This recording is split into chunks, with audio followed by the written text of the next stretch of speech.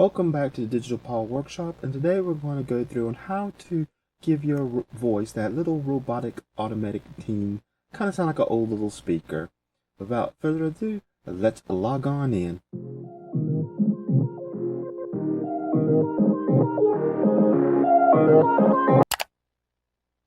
Hey there, this is going to be a little quick video here on how to kind of give that audio a slight little theme sound.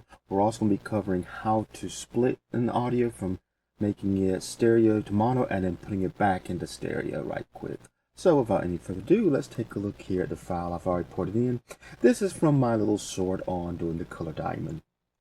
Hey there everybody, this is a little quick tip if you want to figure out how to make certain colors. I would make these color diamonds I used to do back. So okay, you can kind of hear my audio there, be it not clean up, not that great. So what I'm going to do is I'm going to take this little dead space right here and I'm going to highlight it. I've kind of covered this in some of my past videos, but we're going to do it here anyway. Come up here to effects. Come out here and I'm going to do noise reduction. And on that section I've highlighted on get noise profile because you want kind of dead space for the reason here, because that's going to be what you're removing. So I double click to highlight everything, go back. I can go right here to where it says repeat noise reduction, repeat it. See, it kind of clears out a lot of that dead space. I'm going to go ahead up to and amplify it. Normally I do my amplifying a lot of times in my Olive video editor, but this time I'm just going to do it here. I'm just going to do the default because I just want to get this a little louder. Then I'm going to come in, and of course the way my monitor sets up, I have to push the arrow to come down here to noise gate. Click on that, and I just use my defaults I use for everything, and that cleans up that audio.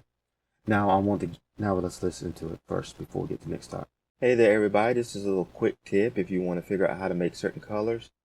I would make these color diamonds I used to do back when I did a lot of painting in school. So okay, that sounds a little bit better.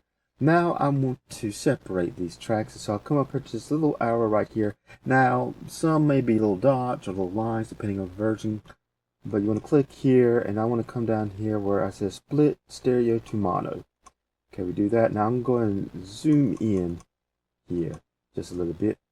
And I'm going to come right here where there's a little double arrow lane, says time shift 2. I'm going to click on it, left click. And I'm just going to drag it over. Let me see what I was doing.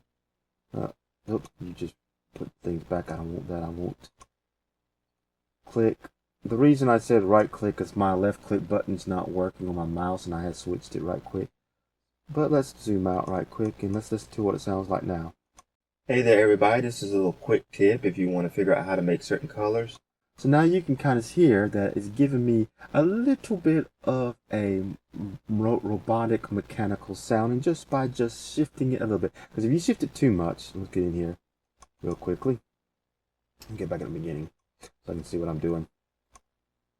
Here at the beginning. And I don't want to do that once. If I shift it too much, it's going to sound like an echo. Hey there everybody, this is so it gives it a little echoing sound. We don't really want that here. I just want that little slight ting. Hey there everybody. I think just want to move it just enough.